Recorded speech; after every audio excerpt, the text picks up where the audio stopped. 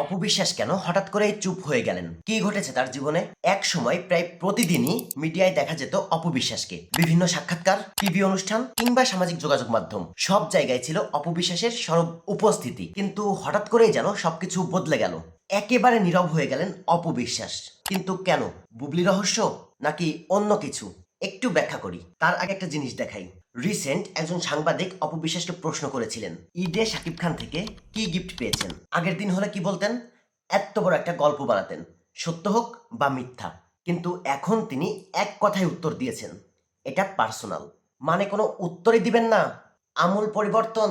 শাকিব খানের বার্থডে গেল, যেভাবেই হোক বুবলি কিন্তু উইশ করেছেন, আর অপবিশ্বাস তখনও নীরব। অনেকেই বলছেন সাকিব বুবলি পুরোপুরি সেট হয়ে যাওয়াতেই বাধ্য হয়ে অপবিশ্বাস নীরব। আসলেই তাই? আচ্ছা, একটু পেছনে যাই। অপবিশ্বাস প্রথম চুপ হয়ে গেছিলেন সাকিব বুবলির আমেরিকায় যে এই ছবিগুলো প্রকাশের পর। তার আগ পর্যন্ত বুবলির সাথে পাল্টাপাল্টি পোস্ট চলছিল তার। কিন্তু আমেরিকায় যে এই ছবিগুলো আপলোড দেওয়ার পর একেবারে অসহায় হয়ে পড়েন অপবিশ্বাস। পাল্টা পোস্ট দেওয়ার মতো তার হাতে কিছু ছিল না, তাই একেবারে নীরব হয়ে যান তিনি। তার কয়েকদিন পরেই একটি টক শোতে আসেন অপবিশ্বাস, এবং সেখানেও তাকে দেখা যায় একেবারে নীরব। প্রয়োজনের বাইরে কোনো কথাই বলেননি তিনি। সাকিব এবং বুবলি সম্পর্কিত সমস্ত প্রশ্ন ডাইরেক্ট অ্যাভয়েড করে গেছেন। সারাক্ষণ সাকিব সাকিব করতে থাকা অপবিশ্বাসের মুখ থেকে ডাইরেক্ট বাদ হয়ে যায় সাকিব খানের নাম।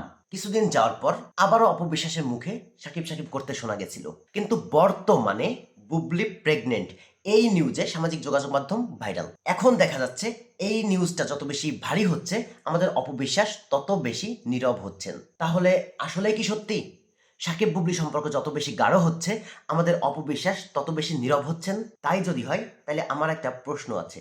অপবিশ্বাসের যতটুকু অর্জন, যথেষ্ট ফ্যান ফলোয়ার আছে তার, তাহলে বাকি জীবনটা কি সাকিব নাম না নিয়ে কাটানো একেবারেই অসম্ভব? আমি মনে করি বুবলির পেটে যদি আসলেই সাকিবের বাচ্চা থাকে, তাহলে অপবিশ্বাসের এই কন্ট্রোভার্সিগুলোর এখানেই ইতি টানা উচিত এবং নিজের মতো করে বাঁচার চেষ্টা করা উচিত। কারণ এখনো তার যথেষ্ট সম্মান রয়েছে। আপনারা কি মনে করেন? আপনাদের মতামত জানাবেন কমেন্ট বক্সে। ভিডিওটি ভালো লাগলে লাইক করবেন। আর বিনোদন জগতের যে কোনো আপডেট নিউজ পেতে চ্যানেলটি সাবস্ক্রাইব করে পাশেই থাকবেন। ধন্যবাদ।